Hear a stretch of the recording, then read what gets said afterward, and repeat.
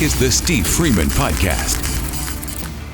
Dave Goldie rated the podcast 5 stars and said, quote, "Love this podcast. I listen to it religiously. I've learned a lot and look forward to listening to Steve every single week.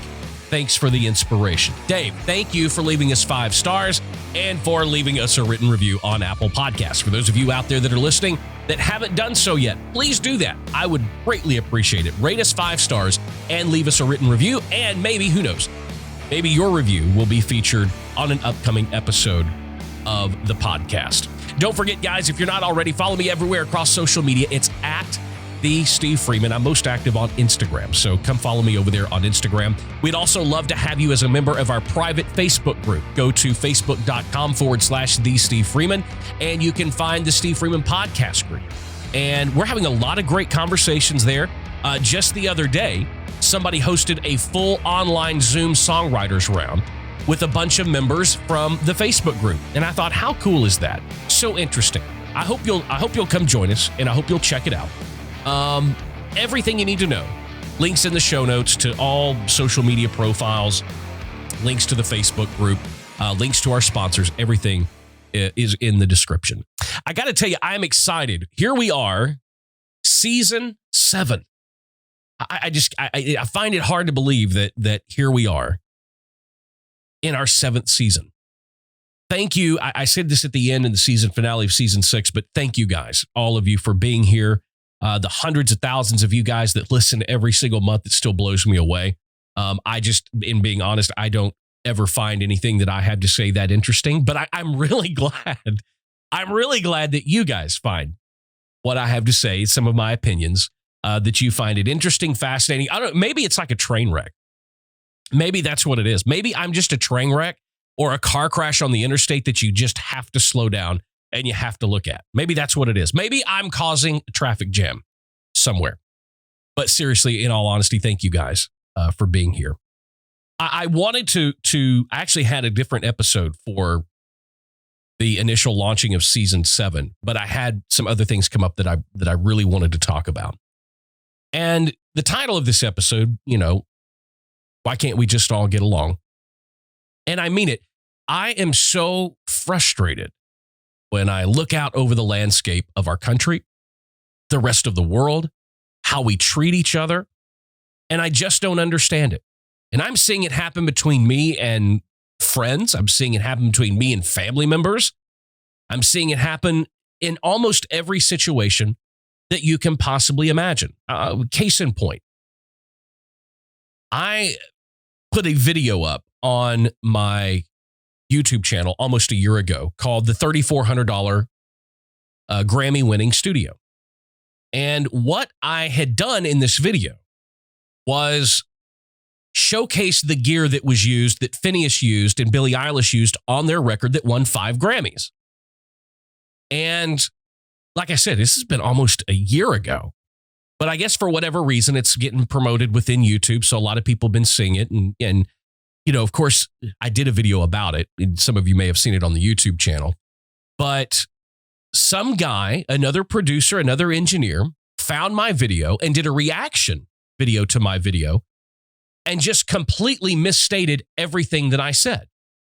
He said that I said that you have to have this specific gear to be successful, and you have to have this specific gear to win a Grammy. For those of you that have seen the video, nowhere in that video did I ever say anything of the sort. I never said you have to have this specific gear, or you have to have this specific gear to be successful or win a Grammy, or you have to have this specific gear to do anything. All I did was show the gear that was used on the album that won 5 Grammys. And we can't even, today where we are, we can't even agree to disagree anymore. Without contacting me or without saying anything, this guy just puts up a video on his YouTube channel and says a bunch of lies about me, that I said these things that I didn't say. Now, he could interpret some of the things that I said and then go, oh, well, I think he really means that. And that's fine, but that's your opinion. That is not things that I said. You cannot take things that you interpret from what I say and say that that's what I said. And so I allowed myself, which you should never do, I allowed myself to get drawn down into this comments battle on YouTube over this video. People saying I was condescending. Hey, welcome to the club. You know, I am condescending. I've never, and I'm unapologetically condescending. It's just part of my nature. It's just who I am. In this situation, I wasn't being condescending. I was saying that based on my experience and the success I've had, I find this to be true. Everybody found that to be condescending and me being an asshole.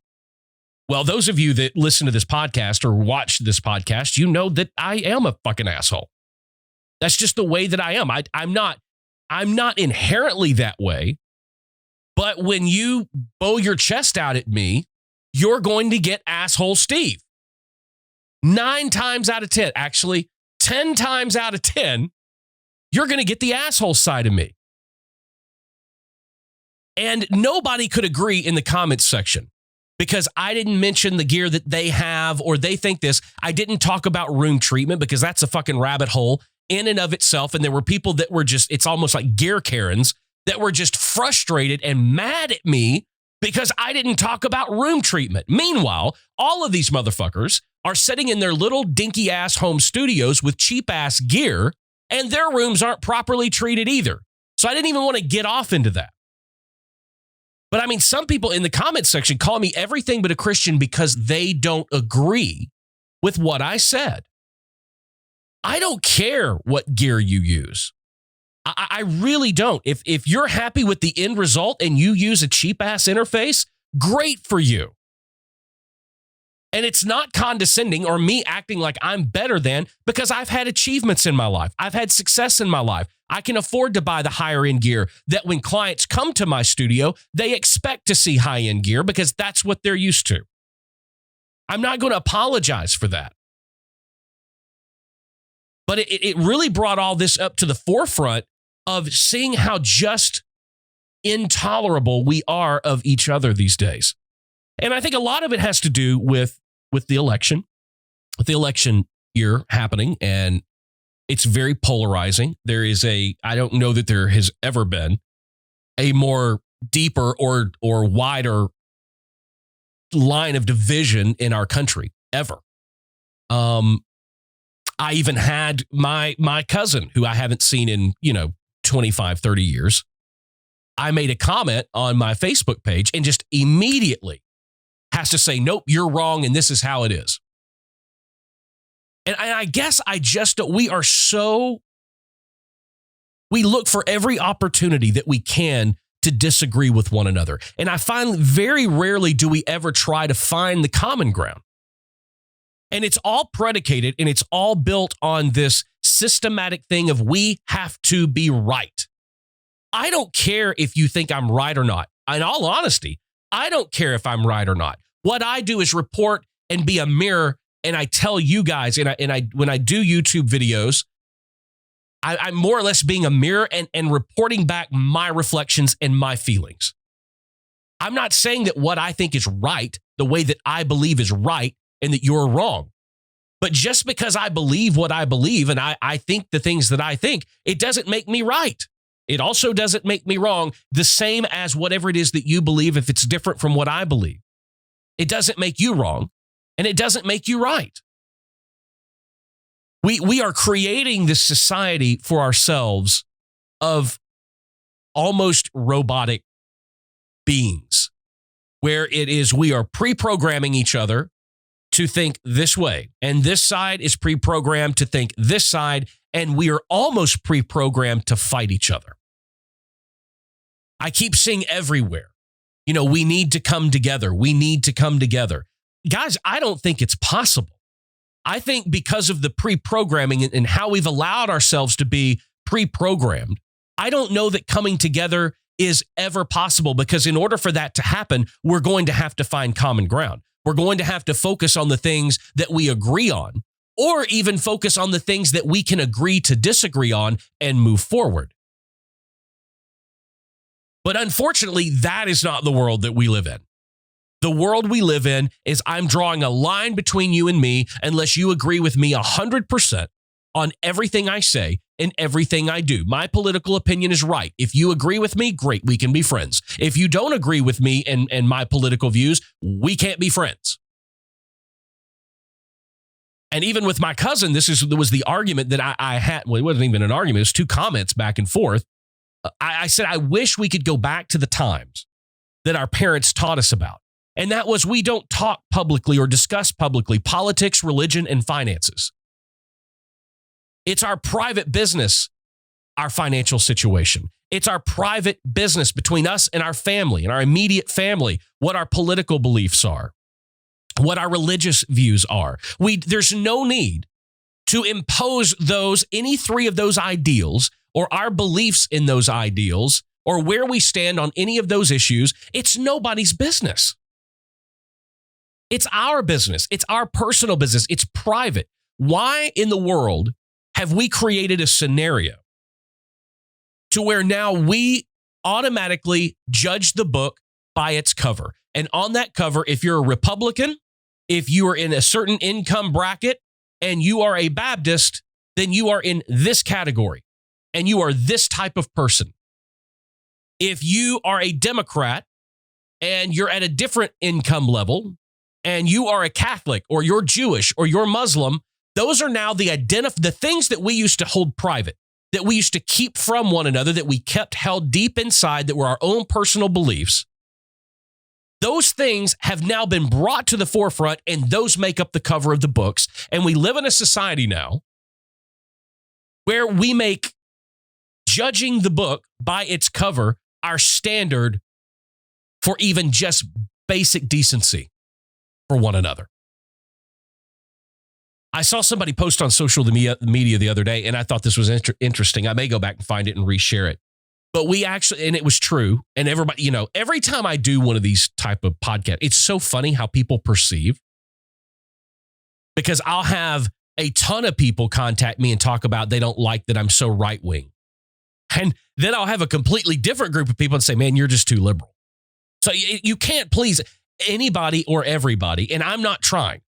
This is just me. This is what I think. If you agree with me, great. If you don't agree with me, great. Doesn't mean we can't be friends. But this person posted on social media the other day that it's a shame that we now live in a country where if you put an American flag outside of your house, people automatically think they know who you're voting for. That's sad. We should never be able to tell that. And I don't know if that person was saying that, okay, if you're flying American flag outside your house, then we know you're a Trump voter or we know that you're a Biden. I don't know, and I don't care. But the fact of the matter remains that it's the truth. It is the absolute truth. Why do we put bumper stickers for candidates on our car? Why is it anybody else's business who we're voting for? And my cousin commented back on my post and said, well, if we don't publicly acknowledge and publicly talk about it, then the people that stay in power just stay in power. Well, guess what, buddy? That's the same for Republicans as it is for Democrats. That's not party centric. I mean, it's not one or the other. And I also don't, if there's anybody out there that changes their opinion or beliefs based on what somebody else says, you don't need to be voting. What you need to have is an inner understanding and conviction of your own beliefs. And you can take that and hold that private, and then you can take and execute that and manifest that through your vote in a private ballot box. There's a reason voting is private. There's a reason you walk into that booth and you close the curtains around you. Why? Because it's nobody else's business who you're voting for. None whatsoever. I don't even like the fact that they let people stand outside out front of polling places with signs. I think that's bullshit. If you are literally walking into a polling place and you don't know who you're voting for, and you see somebody holding up a sign and that influences you one way or the other, you are the problem.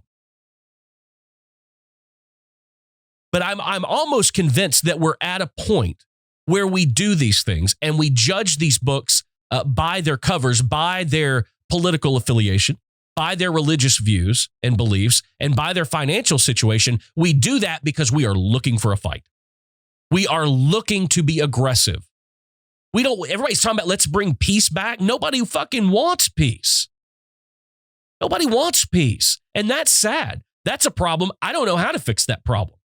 I think maybe beginning to fix that problem is stop placing so much importance on what people believe religiously, how they vote, and what their income status is. If we stop defining who somebody is based on those three things, maybe then peace can come back. Maybe then we can start to find common ground with one another. But it's going to be very difficult in the day and the time that we live now. I was reading a story the other day. Digital Music News had a great story on this. I don't know if y'all have heard about this, but Joe Rogan, we talked about this before, signed this $100+ million deal to move everything exclusively over to Spotify. Well, some of the episodes of the Joe Rogan podcast from the past were not uploaded. Then they eventually made it upload. They were uploaded and they were all made available. And a group of Spotify staffers are now pushing to introduce direct editing oversight over the Joe Rogan experience before some of these other episodes go live. They want content flags, trigger warnings, and references to fact check information or simply refusing to publish an episode at all. So now we want to eliminate free speech. Now, here's what I find interesting. It's okay for you to want to censor Joe Rogan because that is your First Amendment right, but you don't want to allow the same, you don't want to afford him the same First Amendment right to be able to have who he wants on his show and say what he wants. Oddly enough, all of the episodes that these little snowflakes have a problem with are all of the right wing, all the Republican guests that Joe Rogan had. They have no issue with any of the Democratic people, left-leaning people that Joe Rogan has had on. No problem whatsoever. It's just the conservative right-wing people that they don't want those episodes of. And they are threatening to strike if Spotify does not remove those episodes or put in these trigger warnings and all of this kind of stuff. This is amazing to me. This goes, for me, this goes all the way back to that whole thing of all these kids grew up in a thing where you get a 17th place trophy or a 30th place trophy where everybody's a winner and your feelings matter more than anybody else's. And don't worry, little Susie, everything's going to be okay. You're not ever going to have challenges in your life. And we're going to try to create this little bubble scenario where everything in your bubble is exactly as you want it to be. And everybody believes exactly what you believe. And if they don't, then you got to shut them down. What's going on with Joe Rogan? It's gotten all the way up to the CEO of Spotify. I can imagine that this is going nowhere. And in my opinion, if you're one of these Spotify, then leave, then quit or get fired. If you want to strike, fine, then strike. Believe me, there's a lot of people out there that are looking for work. I don't understand how you want to fight censorship with censorship. And if you don't agree, don't listen. If you don't agree, don't watch. But we have to. That's the world we live in now.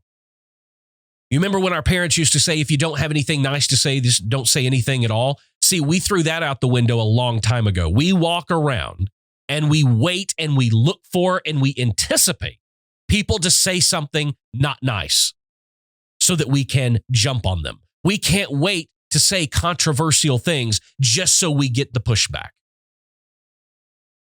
How do we move forward as a society when that is the rule now? That is how we are conducting ourselves. That is how we are valuing other people. I mean, to me, in this scenario with Joe Rogan, I just thought freedom of speech was freedom of speech for everybody. You're not just free in this country to say or hear speech that you agree with. The actual idea of the freedom of speech is to be able to say whatever you want. It doesn't mean the freedom of speech does not give everybody the right to have to agree with you. But like I said earlier, I feel for where we are right now. because I don't see people wanting peace. I don't see people looking for common ground. The first thing that we reach for and that we look for are the things that divide us. And then we automatically get out our paintbrush and we can't wait for this guy to say something so we can paint him broadly with the brush and we can label him and we can stick him over here. Or her. Or them. We see this going on in podcasts, television shows. We see it going on radio. Look, what happened with the ACM Awards a few weeks ago? Literally, we live in such a bullshit, pussy-ass, PC world. I can't even understand why people are happy living in this world, the way that they want to shape it and the way that they want to make it, where everybody's uniform. There's no diversity. Everybody is the same. There's no fun in that.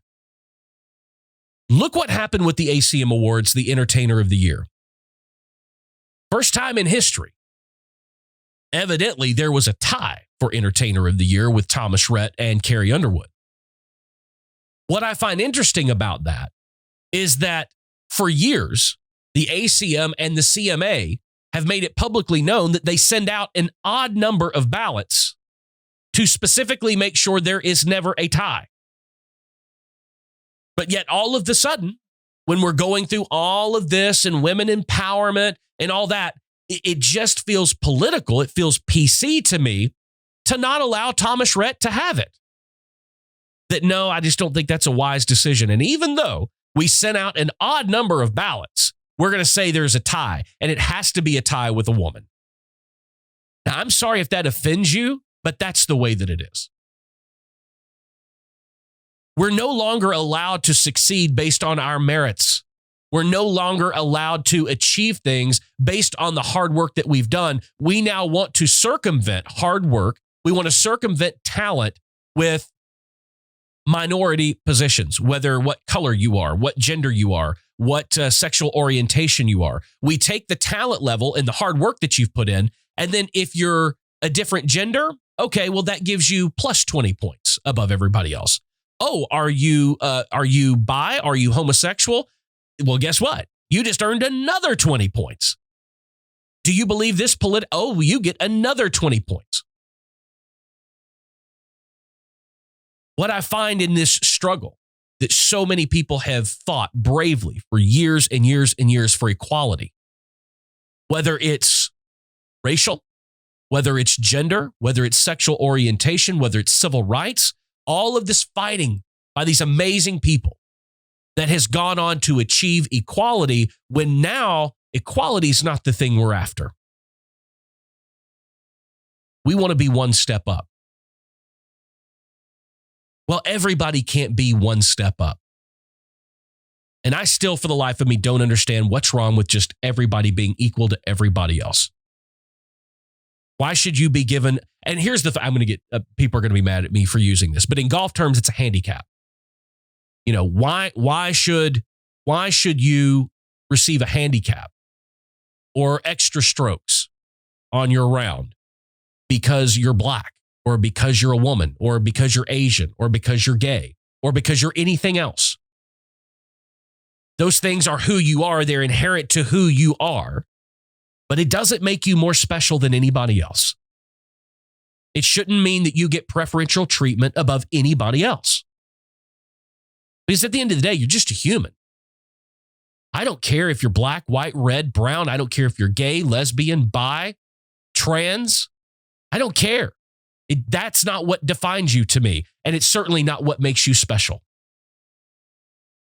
I think what makes us special, what makes us unique, is more about what's found in here, in our heart, and what our intent is and how we treat other people.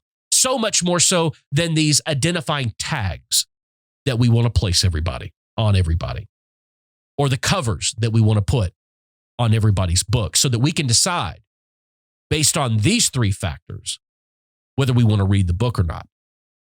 And that ultimately means we're not giving each other a fair shot. We're not giving each other a fair shake of getting to know one another, of finding that common ground. Why can't we just all get along? Maybe because it's not in the best interest of either political party. It's not in the best interest of big business. It's not in the best interest of the social media platforms who absolutely love it when people get in arguments on their platforms because it means they are spending more time on that platform, which is what they sell their advertisers. For those of you that haven't seen it, everybody's talking about the Netflix documentary, The Social Dilemma. I highly recommend that you go check it out. You go watch it. It will equally parts make you disgusted and scared, but it's something I think you need to see, especially if you're a parent of preteen kids, teen kids. I think it's very important. It talks a lot about what I'm talking about now and how that all relates to the different social media platforms and how they use this infighting. They use these arguments between us to sell ads. It's ridiculous. But we keep feeding into it. So you can't blame them totally. I mean, we feed into it. We look for arguments. We don't look for peaceful solutions anymore. We look for every opportunity that we can find to be combative, to be argumentative, and to disagree. And as long as that's the case, I don't know that there's any hope for us. I sure hope there is. But it's going to require all of us to change, not just one side and not just the other. It's going to have to be a compromise. I give a little bit, you give a little bit, and maybe we start keeping some of this other shit that really doesn't matter private, and then we can just get to know each other as individuals. Guys, thank you for joining me this first episode back, Season 7, Episode 1. Thank you guys so much. Don't forget, everything, links to Facebook, Instagram, everything is in the show notes. Don't forget, rate, review, and subscribe to the podcast on Apple Podcast. I really appreciate it when you guys do that. If you want to take my free artist development masterclass, you can do that. You can find it at thestevefreeman.com along with everything else. Guys, until next time, keep being creative, keep pressing the boundaries, and there's nothing wrong with being independent. See you in the next episode. The Steve Freeman Podcast. Available now on iTunes, Apple Podcasts, iHeartRadio, Google Podcasts, and everywhere else you get your podcasts.